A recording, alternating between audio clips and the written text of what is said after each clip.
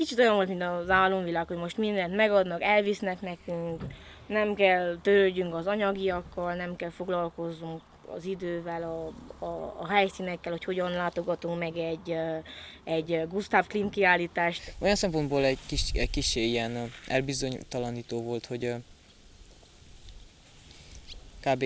Volt egyféle ilyen két világba való létezés, mert ez azért teljesen más, mint amiben otthon élek. Mintha az otthoni életem lenne valami álombeli, ami néha van, de arra nem is kell odafigyelni, mert ez itt van nekünk.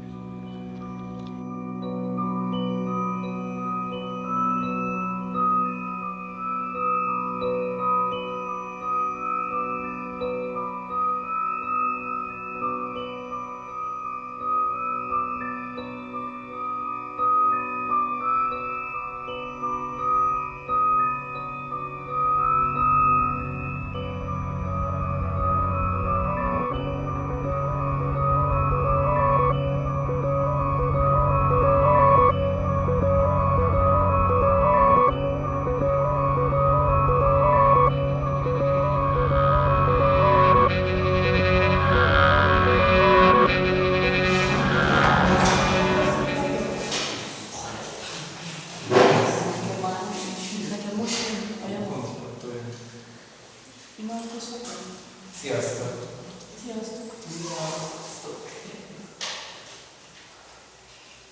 Egy kicsit rázódjunk össze, akkor fogjuk meg egymás kezét, egy picit üljünk csendben, vagy kicsit találjuk meg egymást.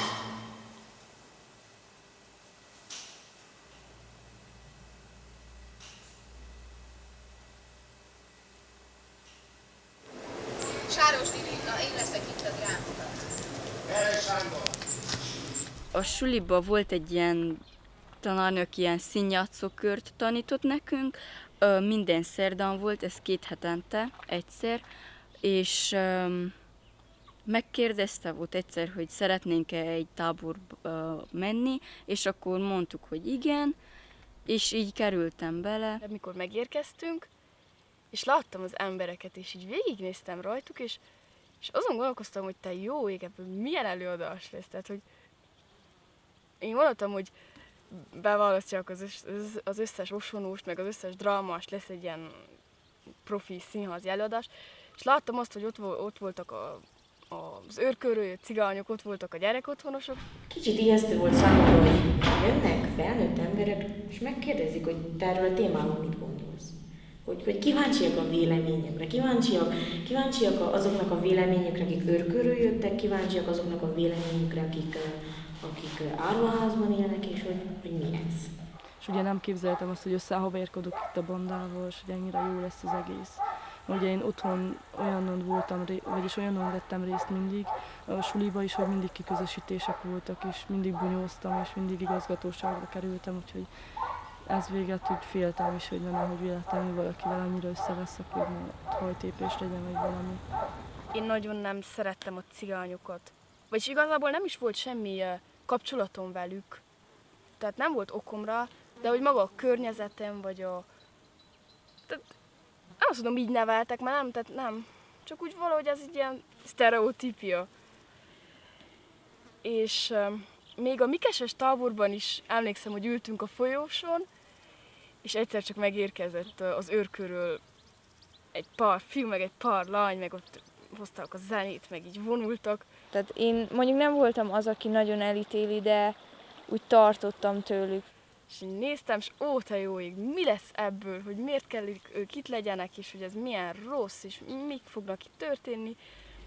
Én nem tudom, hogy mi a bajom, de egyszer csak az a gondolatom támadt, hogy lecserélném a bőröm színét.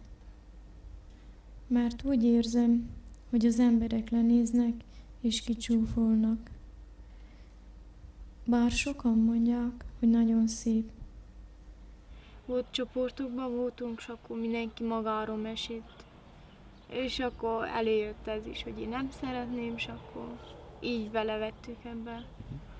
Amikor legelőre bekerültem, ugye, hogy idegennek éreztem magam, úgy éreztem, hogy senki se törődik velem, hogy senki sem akar odajönni, hogy beszélgessünk.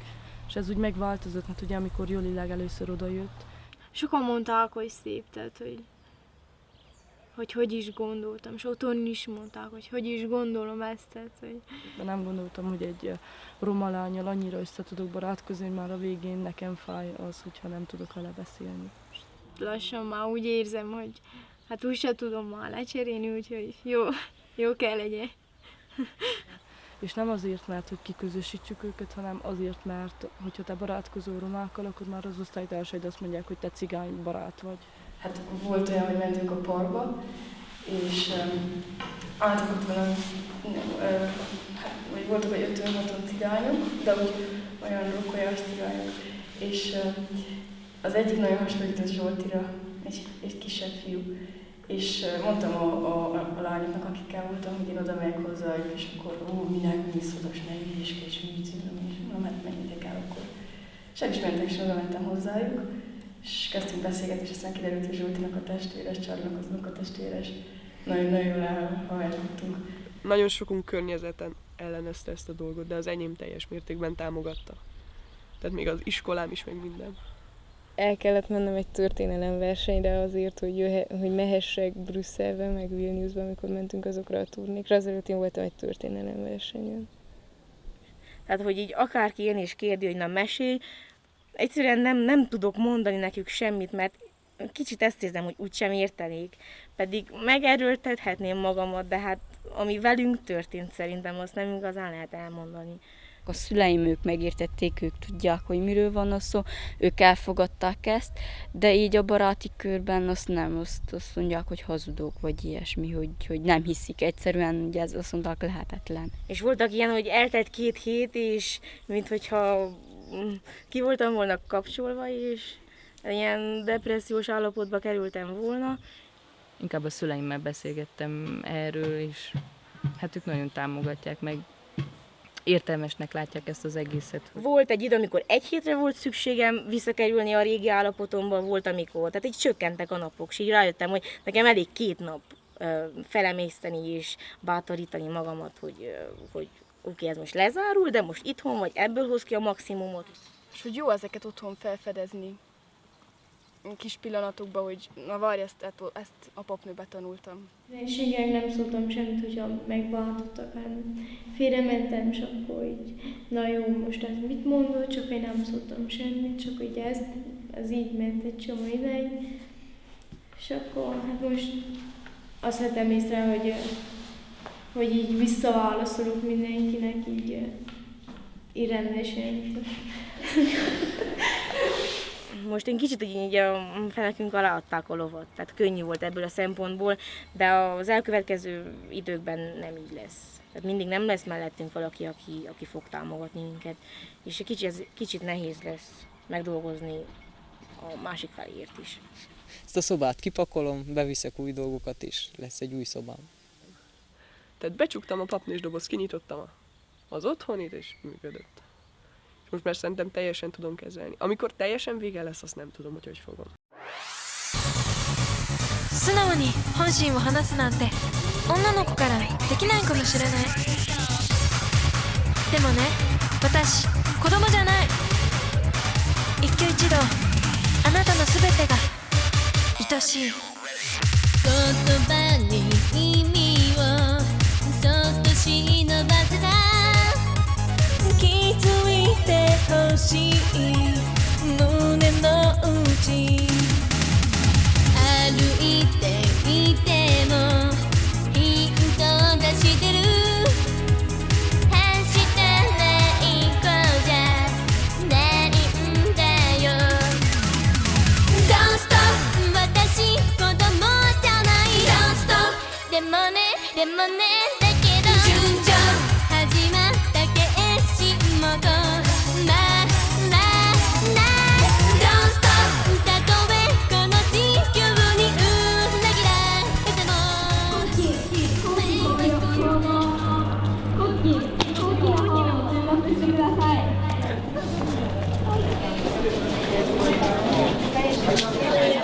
さよなら。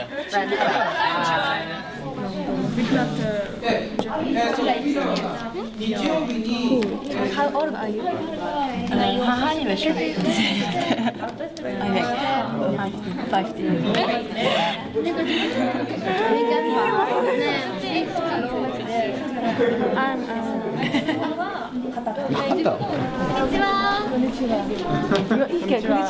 こんにちは。いいね。nem tudom, mit jelent pontosan. Szia! 短い時間ですが、日本の文化である書道を一緒に皆さんとやりたいと思いますので楽しんでください。 Három írásrendszert kombinálnak. Ezek a Kínából átvett jelek, képírásnak hívják, kanjinak, és van ezen kívül két szótagírás, a hiragana és a katakana. Hiraganák és a katakana jeleinek nincsen külön jelentésük, ezek csak szótagok, aminek hangjelei vannak csak, de jelentése nincs. Ahhoz, hogy valaki jó iskolába kerüljön, nagyon fontos, hogy már jó óvodába járjon, tehát egész pici korban elkezdődik a verseny a jó helyek megszerzéséért. Ezért az anyukák már otthon fejlesztik a gyermekeiket, készítik fel a különböző felvételikre. Viszont az egyetemen már szinte alig tanulnak, gyakorlatilag végig szórakoznak. Tehát bekerülni nehéz, de onnantól viszont erezd el a hajamat, és tényleg a bulizásról szól ez a pár év.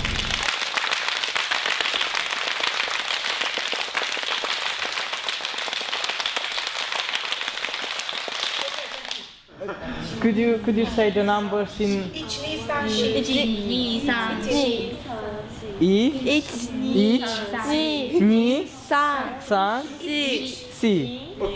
Nissan, Shi.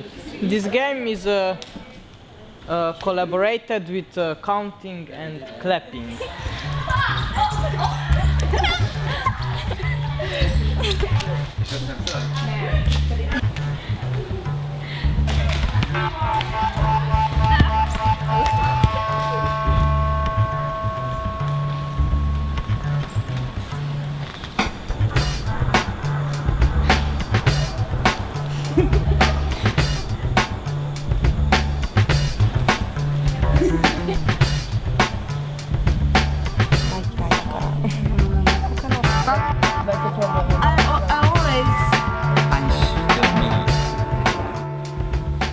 Az a kérdésem hozzátok, hogy szerintetek mi történik itt? Janka? I think Esther, because of something not part of the team. Ki van közösítve abból a csoportból. És mit gondoltok, miért van valaki kiközösítve? Mi az oka annak, hogy valaki ki van közösítve?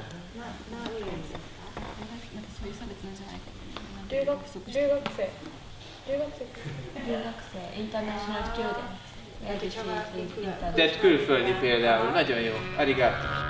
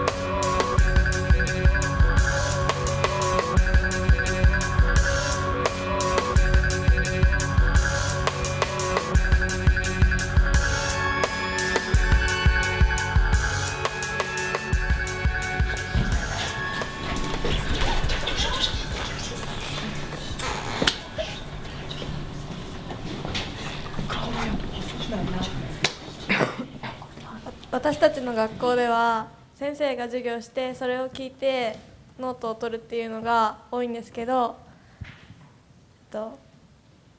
演じてた学校では自分の意見を言ったり、でもなんかこう先生とかに生徒が支配されていてすごい抑圧されてるなっていうのを感じました。日本ではあまりそういうことがなくて、先生と生徒が結構対等で自由に意見を言うことができるので、自分はすごい幸せな環境にいるなと思いました。その先生たちが自分の教え方とかそういう方針でその喧嘩してたりっていうのがあんまりそういうの自分の学校じゃそういうのがあんまりそういうのないような気がするんで、そういうのって実際あるとああいう感じなのかなって思いました。演劇の先生のような人っていうのはすごく生徒から逆に何て言うかな、相手バカにされちゃったりなんかして自由っていうことがすごくいいっていう面と、だけどそう勝手に生徒たちが動いちゃって、ただ自由にされてても子どもたちは何も考えてしまわなくなってしまったり、収集がつかなくなってしまうと思うので、厳しいことを言うにしても先生がその子どもたちのことを考えてしっかりと意見を言ってくれるんだったらいいと思います。強い体育の先生みたいなのがやると、そういう人にはスッとこう従っちゃって、そのどっちかになっちゃう。その演劇の先生とかがなんかその尊敬できるところがすごいあるなと思ったら、ちゃんと私たちのことを大切にしてくれてるっていうのを感じたら、すごいその先生のことを慕うと思うし、ついていくと思います。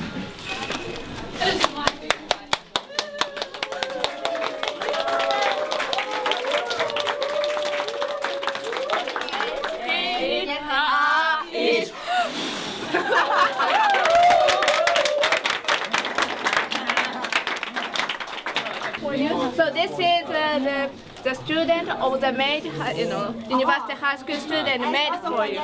Készítették, akikkel együtt dolgoztatok az elmúlt napokban. Nekünk az elején nem az előadást fedeztük fel, hogy igazából miről szól, meg hogy milyen témákat dolgoz fel, hanem azt fedeztük fel, hogy mi hogyan viselkedünk abban a helyzetben, hogy 300 ember elé kiállunk.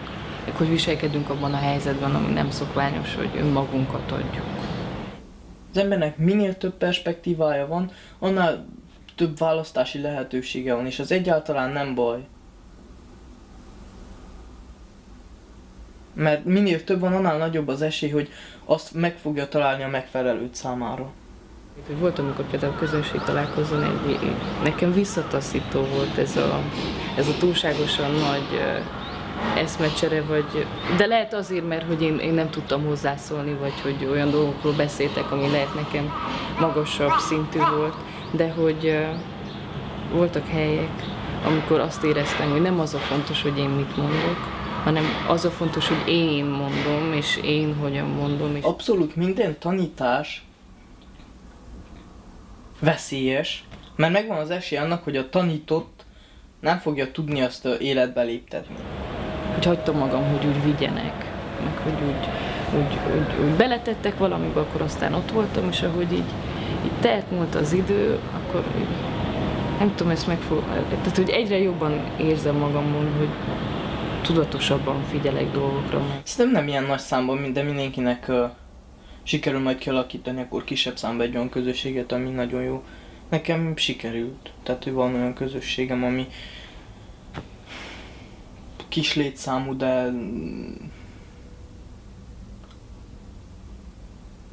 nagyon erős. Nem tudom, beszívtad magad sok mindennel, és akkor ezeket így tartalékoltad magadba, és hazavitted, és talán ettől vagyunk még kicsit kétségbeesve, hogy most úgymond ennek vége, és hát nagyon-nagyon ritkán fogunk találkozni, ha fogunk. De ezzel azt mondod, hogy a mulandóság félelmetes. Pont Japánban nem érdemes ezt mondani. Hogy mind jobban tudatosíts, hogy ennek vége, és hogy mit kezdesz a te világodba ezzel a dologgal.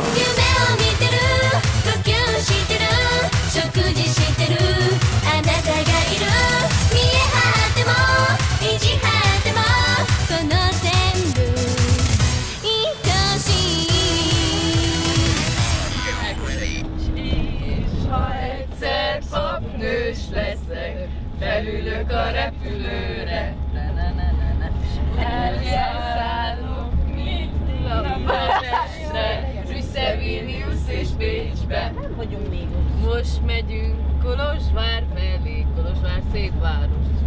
Színpadon ti vagytok, vagy színészek vagytok? Szóval van, aki teljesen saját történetet mond. Sunt unii care spun total povestea lor. És vannak olyanok, akik teljesen az ő életüktől eltérőek. Ki az, aki magának írta a szöveget? Cine și-a scris textul propriu? És ki az, aki úgy írta magának a szöveget, hogy a saját történetet írt meg? Și cine și-a scris textul scriind o poveste proprie? De hát mind a kettőből van Deci szó. amândouă. Jó, hát vegyes. Deci e mix. Valakinek van-e kedve elmondani egy olyan helyzetet, amikor feszültséget okozott a szükebb környezetében ez az előadás, és hogy ezt hogyan oldottátok meg? Nekem a környezetem reakciója az nagyjából az Reacția volt, mediului meu a fost hogy nem értik, hogy jutott el ez az előadás ilyen messzire. că nu înțeleg cum spectacolul acesta a ajuns atât de departe. Úgy vettem észre, hogy például a Szentgyörgyiek, Eu am văzut, am observat că, de exemplu, cei din Sfântul Gheorghe, nekük inkább az a jó, amikor valami elvont, vagy valami nagyon alter, vagy... hogy akikkel beszéltem, hogy... cei care am vorbit. Hogy azt mondják, hogy ez nem színház. Én beszélgetek a barátaimmal erről, hogy neked mi a probléma a családban, hogy ettől még nem színház. Viszont nem voltak hajlandóak kifejteni, hogy miért nem, és, Dar nu a fost dispus să spună de ce. és nem láttam hajlandóságot bennük arra, hogy végig gondolják. Az iskolában például van egy tanárom, amelyik annyira képmutató, mert hazamentem Tokióból, és azt vágta hozzám, hogy te elmentél színészkedni, és ugye ő azzal kezdett ott hencegni nekem, hogy én el tudtam menni, de viszont ő még a faluból sem jut ki az ő színdarabjaival. Hát igen, ő kezdett ott az egész osztály előtt szivotni. Nem látták, nem is tudják, nem értik a gyerekek az iskolában, hogy mi történik, hova tűnik el Máté.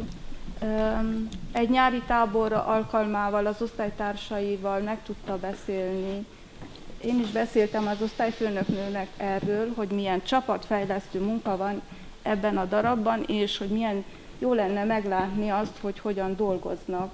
Tehát ugyan, hogy elmentem Csernátomba, tehát az egy falu, és ott hallottam, hogy vannak gyerekek a Mikesben, akik utaznak Tokióba. Tehát ilyen szenzációk. És felkérés kapott Máté, hogy beszéljen a Tokió útról.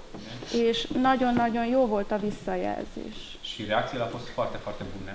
Vorbească despre. Hogy elején megkérdezte, hogy mit gondoltok, hogy én mit csinálok. La început am întrebat, ce credeți, ce fac eu? Hogy szórakozni megyünk, vagy város nézni, aztán volt... Deci au spus că vă duceți să vă distrați, să vă uitați la, adică să vedeți orașul. És volt olyan osztálytársam is, aki azt mondta, hogy hát igen, biztos az előadást is megtartjátok. És talán az, hogy mindenki fontosnak érezze magát, ez akkor fog kibontakozni, amikor a helyes információkat tudjuk. Tehát mikor helyet adunk, hogy beszélgessünk. Talán itt vannak a hibák az iskolában, hogy nincs idő beszélgetni.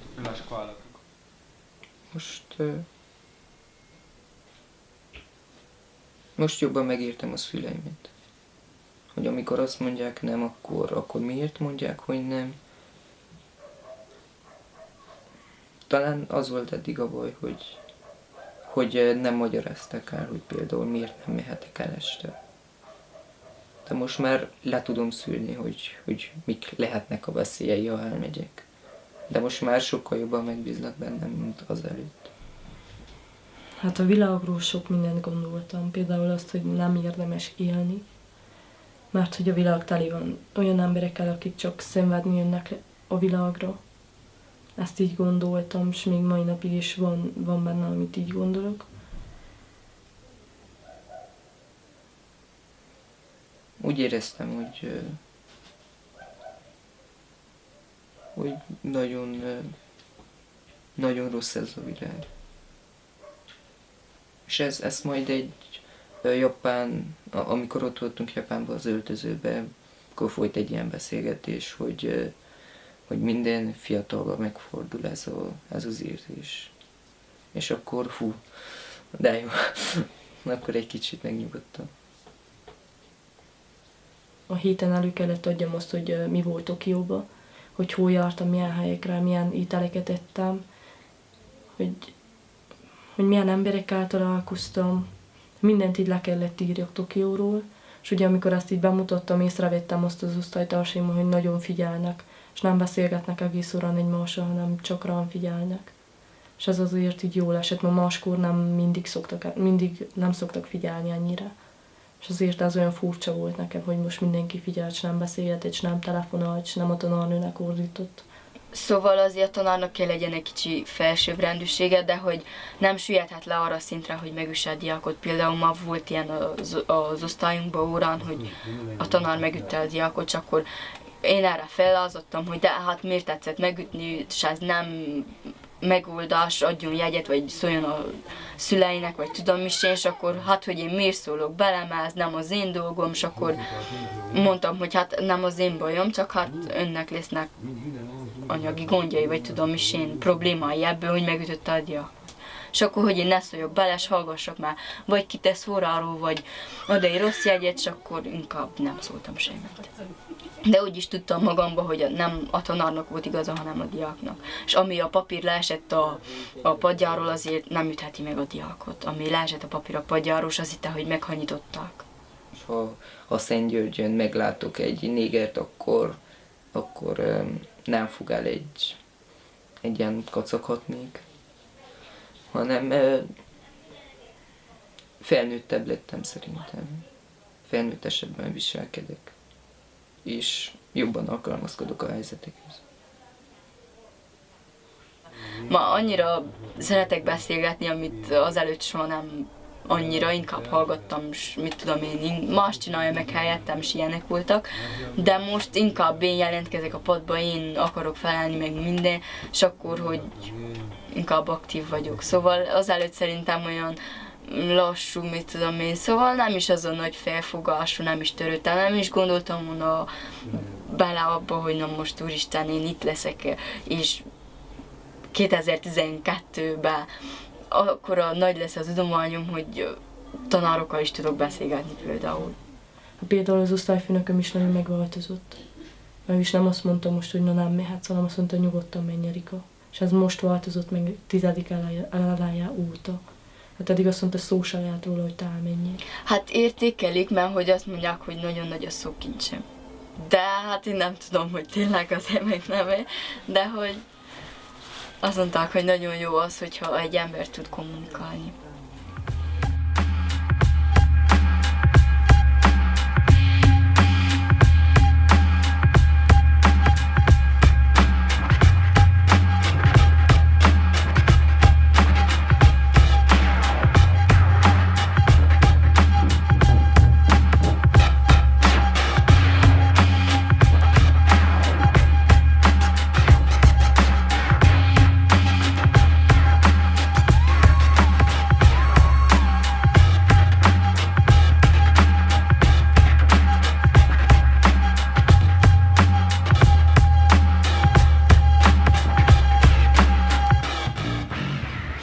Most az architektúra az nagyon vonz, a műépítészet, a belső tervezés, ezek. Az egyik az irodalom, másik a színház és a képzőművészet. Hát én most egy ilyen végségben vagyok. Remélem, hogy lesz abból valami. Szeretnék idegenvezető lenni egy múzeumban. Hát valami tervezés, mondjuk ruhák, vagy belső dizájn, és a pszichológia is érdekel. Talán a színészet, de mikor kimondom, utána rosszá ízem lesz. De... És hogy volt egy időben egy álmom, hogy én szeretnék fodrásznő lenni, és ez valahol sikerül is, hogy na most, hogy ezt fogom is csinálni szerintem. Akkor elmennék valamerre, ahol 6 hónapos tanfolyamot tennék le, és utána hajóra szeretnék menni dolgozni. Nem reál szak, hanem inkább valami humánosabb dolog. Mert mindig azt szoktam válaszolni, az elején felháborodottam, most már inkább így humorizálva, hogy nem kérdezed meg, hogy hol fogok meghalni?